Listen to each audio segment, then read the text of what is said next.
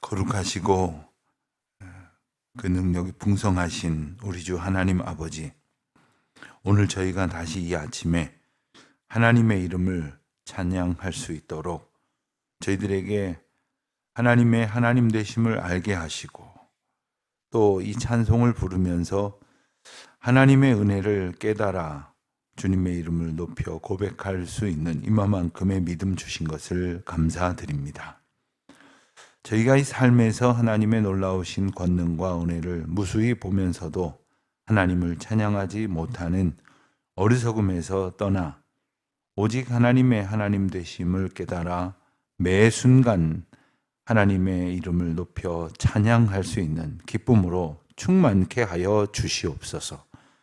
저희의 삶 가운데에 베풀어 주신 그 은혜를 이 아침에도 다시금 기억하며 찬송하오니 주님은 영광을 받으시고 저희에게는 또한 다함이 없는 기쁨과 은혜를 충만히 부어 주시기를 기도드립니다. 하나님 또한 저희들의 삶을 통하여 때로는 저희들이 어려운 일을 지날 때나 또 기쁜 일을 만날 때나 오직 영광 받으실 분이 하나님 한 분이심을 놓치지 않고 깨닫게 하심으로 늘 주님의 이름을 찬양할 수 있도록 도와주시옵소서. 하나님의 거룩하신 능력 가운데에 살아가는 오늘 하루가 되게 하여 주시기를 기도드립니다. 하나님, 저희들이 살아가는 세상은 저희들이 뜻하는 대로 되지 않는 많은 일들 가운데 있습니다. 저희들이 때로는 잘못된 생각을 가지고 살기 때문이요, 또한 사람들의 욕망이 하나님의 뜻을 구하기보다는 저마다 원하는 대로 세상을 끌고 가려 하기 때문일 것입니다. 오늘도 전쟁이 그치지 아니하고 무수한 난리와 허탄한 소문들로 저희의 세상, 저희가 살아가는 세상은 참으로 어지럽습니다. 그 가운데에 믿음으로 길을 걸어가고자 하는 저희들은 그야말로 연약하기 짝이 없사오니 오늘도 주님 저희 한 사람 한 사람 굳건히 붙들어 주시기를 기도드립니다. 말해야 할 때 말할 만한 것들이 생각나도록 도와주시고, 보아야 할 것을 보게 하시며, 또한 허탄한 것에 저희의 눈과 귀가 그 시선과 그 귀 기울임을 빼앗겨 허탄한 것으로 저희의 마음이 채워지지 않도록 저희들을 불쌍히 여겨 주시기를 기도드립니다.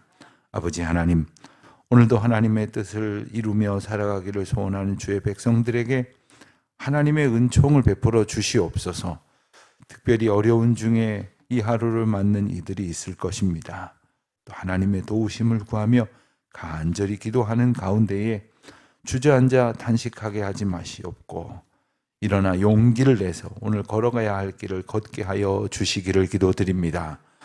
사람을 보느라 허탄한 것에서 위로를 받겠노라 생각하는 것이 아니라 언제나 우리와 함께 하시는 하나님의 어미하심을 보면서 주님의 이름을 기쁨으로 찬미하게 하여 주시옵소서.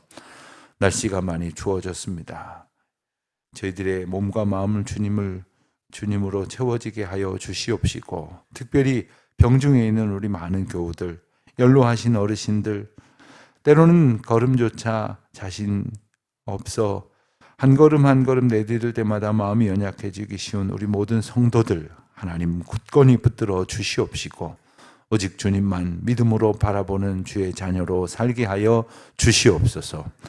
오늘 길 떠나는 모든 걸음마다 하나님께 의탁하오니 저희의 한 걸음 한 걸음도 허투루 걷는 일이 없도록 주님 도와주시옵시고, 저희가 기도하고 소원하는 바 그 모든 간구 앞에 하나님의 영광이 나타나게 하여 주시옵소서.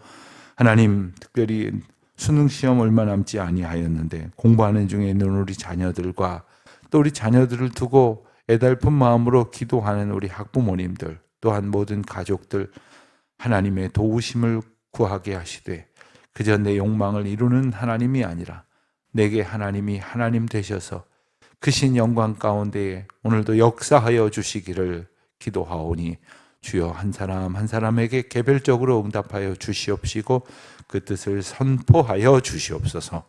하나님, 해외나 지방에 있는 많은 교우들, 군문에 나가 있는 자녀들과 유학 중에 있는 젊은이들, 또 여행 중에 있는 이들, 출타한 이들, 한 사람 한 사람 주님의 장중에 붙들어 주시사 주와 동행하며 주를 찬송하는 기쁨으로 충만케 하옵소서. 감사하오며 예수님의 이름으로 기도드립니다. 아멘. 시편 66편 말씀을 봅니다. 시편 66편 1절로 7절까지 말씀 우리 함께 한 목소리로 봉독하겠습니다. 시편 66편 1절로 7절까지의 말씀입니다. 온 땅이여 하나님께 즐거운 소리를 낼지어다. 그의 이름의 영광을 찬양하고 영화롭게 찬송할지어다. 하나님께 아뢰기를 주의 일이 어찌 그리 어미하신지요. 주의 큰 권능으로 말미암아 주의 원수가 주께 복종할 것이며 온 땅이 주께 경배하고 주를 노래하며 주의 이름을 노래하리라 할지어다. 와서 하나님께서 행하신 것을 보라. 사람의 아들들에게 행하심이 어미하시도다. 하나님이 바다를 변하여 육지가 되게 하셨으므로 우리가 걸어서 강을 건너고 우리가 거기서 주로 말미암아 기뻐하였도다. 그가 그의 능력으로 영원히 다스리시며 그의 눈으로 나라들을 살피시나니 거역하는 자들은 교만하지 말지어다. 아멘. 요한복음 1장에 보면 빌립이 전도를 하게 되어서 그가 아는 친구 나다나엘을 만나서 예수 그리스도를 전합니다. 그랬을 때 나다나엘이 나사렛에서 무슨 선한 것이 나겠느냐 그러면서 빌립이 전한 예수 그리스도에 대해서 대수롭지 않게 이렇게 이야기를 합니다. 예수 그리스도의 고향이 자라난 곳이 나사렛이다 하는 사실 때문에 나사렛은 본래 좀 다른 지역보다는 변두리 그리고 좀 큰 성읍이라기보다는 작은 마을에 불과하니까 그런 곳에서 무슨 대단한 인물이 났겠느냐 뭐 이렇게 자기가 가진 편견으로 대답을 했죠. 그랬을 때에 1장 46절에 보면 빌립이 말을 하기를 와서 보라. 예전 성경 번역으로는 와 보라. 그래서 영어 성경에는 come and see 와서 봐라 이렇게 전도를 합니다. 그래서 한동안 교회마다 전도 집회 하는데 표가 이게 많이 쓰였어요. 와 보라. come and see.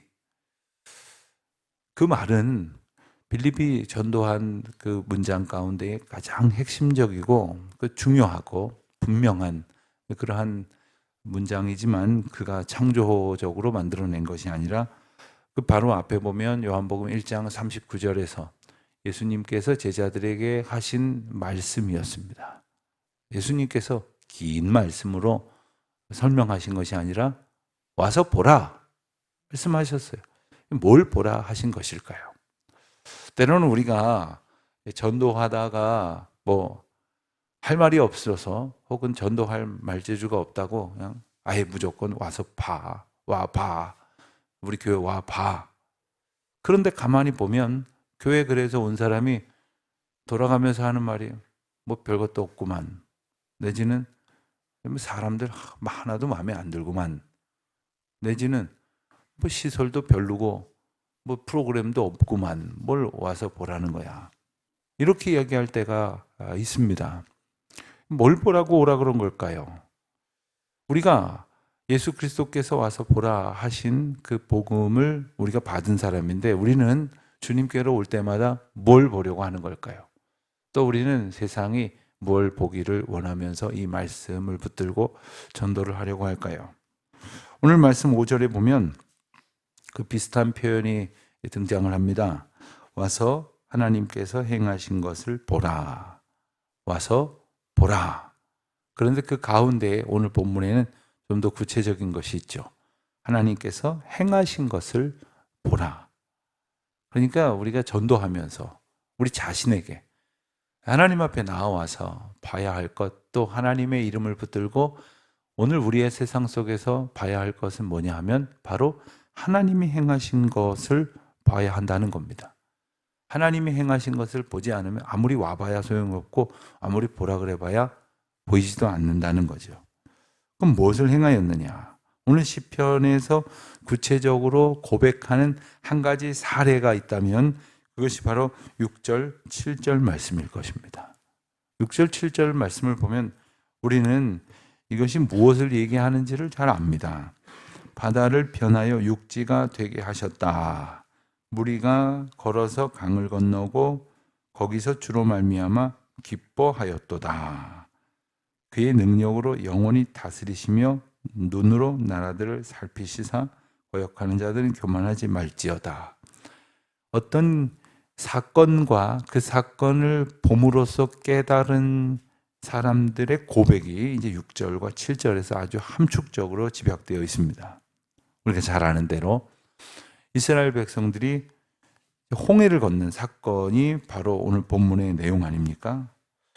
이 사건을 기록한 출애굽기 14장 말씀 가운데에서 14장 30절, 31절 말씀을 보면 그 사건을 아주 집약적으로 이렇게 전합니다. 그날의 여호와께서 이같이 이스라엘을 애굽 사람의 손에서 구원하심에 이스라엘이 바닷가에서 애굽 사람들이 죽어 있는 것을 보았더라. 이스라엘이 여호와께서 애굽 사람들에게 행하신 그 큰 능력을 보았으므로 백성이 여호와를 경외하며 여호와 그와 그의 종 모세를 믿었더라. 백성들이 여호와와 그의 종 모세를 믿게 된 계기가 아주 핵심적으로 표현이 되기를 바닷가에서 애굽 사람들이 죽어 있는 것을 봤고 또 애굽 사람들에게 행하신 그 큰 능력을 보았다. 이렇게 성경은 전하고 있습니다. 그러니까 이스라엘 백성들이 와서 본 것이 바로 이것이죠. 그리고 그 백성들이 본 것을 이제 오고 오는 세대들이 기억하고 있었고 그것을 다시금 떠올려 보라고 말씀하시는 겁니다. 하나님의 기적을 경험한다고 하는 것은 그것은 단순히 놀라는 일이 아니라 하나님이 계시구나, 하나님이 일하시는구나, 하나님이 내 앞에서 하나님의 하나님 되심을 분명히 확인시켜 주셨구나 라는 사실을 깨닫게 되는 겁니다. 그런데 하나님의 일하시는 그 기적을 보면서 하나님을 알지 못한다면 그건 큰 문제이겠죠. 그리고 거기에서 그쳐서는 안 되고 그 하나님이 바로 내게 하나님이 되심을 알게 해 주시는구나, 여기에 이르러야 한다는 겁니다. 그것이 하나님께서 일하시는 것을 우리에게 보여주시는 하나님의 뜻입니다. 하나님의 목적입니다. 지금도 하나님은 일을 하십니다. 그리고 지금껏 하나님께서는 일해 오셨고 그리고 저와 여러분의 삶 가운데에 놀라운 역사들을 이루어 주셨습니다. 그런데 그 많은 세월 동안 그 하나님이 하나님 되심을 아는 것에 이르지 못하면, 하나님의 기적을 경험함으로써 거기에 이르지 못하면 이 기적을 체험하는 것은 아무 의미가 없는 일입니다. 여러분 어떠셨어요? 한평생 살면서 하나님이 여러분에게 보여주신 그 놀라운 역사의 사건들이 얼마나 많이 있으셨습니까? 어떤 분은 하나도 기억이 안 나는데요, 없는 것 같은데요 하실런지 모르지만 돌아보면 우리의 삶 가운데 하나님께서 베푸신 크고 작은 역사가 정말 얼마나 많은지 모릅니다. 헤아릴 수 없이 많은 그 하나님의 놀라운 역사들, 지금도 하나님께서는 저와 여러분의 삶에 개인적으로 공동체적으로 또한 하나님의 크신 은총의 사건 속에서 세계와 열방을 향해서 끊임없이 일하고 계십니다. 우리가 땅을 파기 시작하고 1년이 훨씬 지났습니다. 그리고 그 땅을 다 파고 나서 이제는 한층 한층 올려져 갈 골조 공사가 시작되는 것을 감사하는 예배를 드렸었습니다. 그리고 나서 맨 지하에 들어갈 어떤 기계실과 장치들이 들어갈 그 격실이 있는 층이 콘크리트로 세워지고 나서 바로 그 위층에 본당이 놓여지게 되는데 그 본당의 바닥과 그 바닥을 이루는 벽체들이 이제 지난 주간에 콘크리트로 이렇게 형성이 됐습니다. 그러니까 비로소 우리 본당이 눈에 들어오게 된 거죠. 여러분들도 이제 화면을 통해서 지난 주일날 로비에 있는 모니터 화면을 통해서 보신 분도 계실 터인데, 저는 그 장면을 보면서 그 모습을 이렇게 보면서 실감이 안 났어요. 하도 땅 파는 게 어려웠고, 그리고 거기까지 이르는데도 여러 가지 정말 우여곡절이 많다 보니까 당연히 하나님께서 이루어지실 일이라는 믿음을 가지면서도 언제 이루어질까, 어떻게 될까, 얼마나 힘들까 하는 생각들을 하다가 정말 하나님께서 거기까지 인도하여 주신 것을 보면서 다시 한번 하나님이 또 우리 가운데 일하시고 또 우리가 생각하는 수준을 넘어서서 역사하시는 것을 이제 보게 되는 거죠. 하나님께서 일하시는 것을 보면서 하나님을 느끼지 못한다면, 그리고 하나님이 내게 베푸신 은혜를 알지 못한다면 하나님 찬양할 수가 없는 거예요. 그 사람은 하나님의 역사 가운데 내게 베푸시는 은혜에 살아계심으로 오늘도 기대하지 못하는 겁니다. 그 하나님이 나에게 그것을 깨닫게 하신 은혜를 베푸실 때 오늘 우리도 이스라엘 백성들처럼 찬양하게 될 것입니다. 아마도 이스라엘 역사 가운데 있어서 온 백성들이 오고 오는 모든 세대를 통해서 계속해서 가장 이민족 가운데 함께 하신 하나님의 은혜가 무엇이냐라고 고백을 한다면 바로 홍해 사건이 아니겠습니까? 그때 다 쫓아오던 애굽 군대처럼 바다에 몰살되었다면 이스라엘 백성은 존재하지 않을 것입니다. 그때에 쫓아오는 애굽 군대에 다 공격을 받았다면 몇 사람 살아남지 못했을 겁니다. 하나님께서 그 크신 일을 이루셨기에 찬양할 수 있는 것이죠. 오늘 말씀의 시작은 이렇게 앞뒤를 좀 바꾸어서 보면 훨씬 더 우리에게 이해가 좋으리라 생각이 듭니다. 앞부분의 1절부터 4절까지 말씀을 보면 온 땅이여 하나님께 즐거운 소리를 낼지어다. 우리는 생각을 하기를 찬양은 누가 하는 겁니까? 찬양은요? 찬양대가 하는 거 아닐까요? 뭐 노래 잘하는 사람들이나 좀 하는 거 아닐까요? 찬양할 줄 아는 재주가 있는 사람들이 하는 거 아닐까요? 아닙니다. 찬양은 하나님의 은혜를 얻은 자가 주님의 이름을 높여 고백하는 모든 인간의 마땅한 반응이 하나님을 찬양하는 것입니다. 모두가 하나님의 은혜를 얻었다면, 모두가 하나님의 역사를 보았다면 모두가 하나님을 찬양하게 되는 것이죠.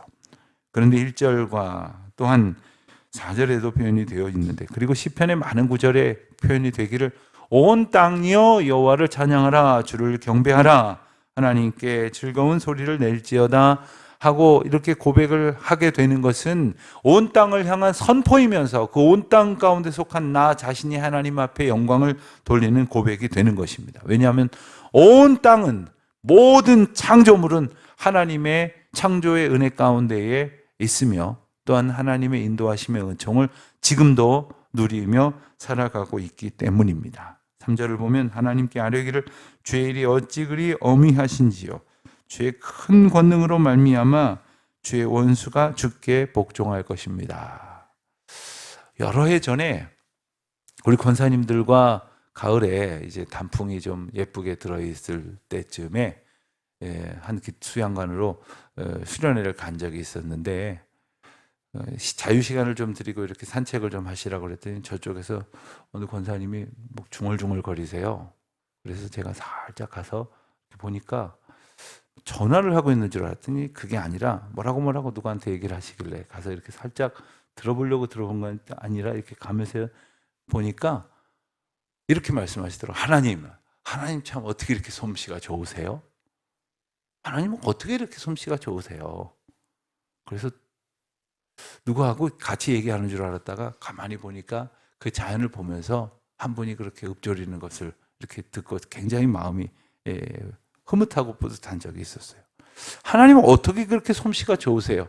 사실 그 솜씨 좋은 하나님 앞에서 우리가 마땅히 보여야 할 것인데 우리는 어떻습니까? 하나님께서 그 놀라운 은혜의 장면들을 끊임없이 보여주고 계심에도 불구하고 우리는 하나님의 은혜의 수많은 장면들보다 내가 마음에 안 드는 어떤 한 장면을 놓고서는 불평하고 탄식하고 원망하는 것은 아닌가.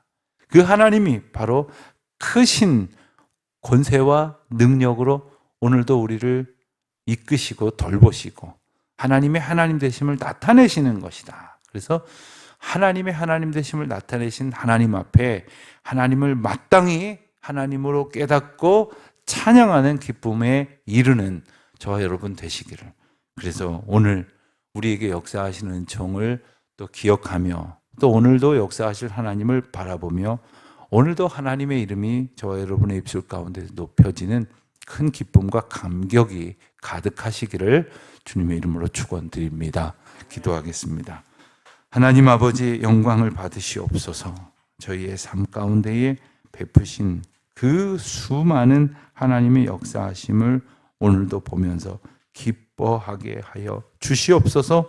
주님을 찬양하는 이 하루가 되게 하옵소서. 예수님의 이름으로 기도드립니다. 아멘.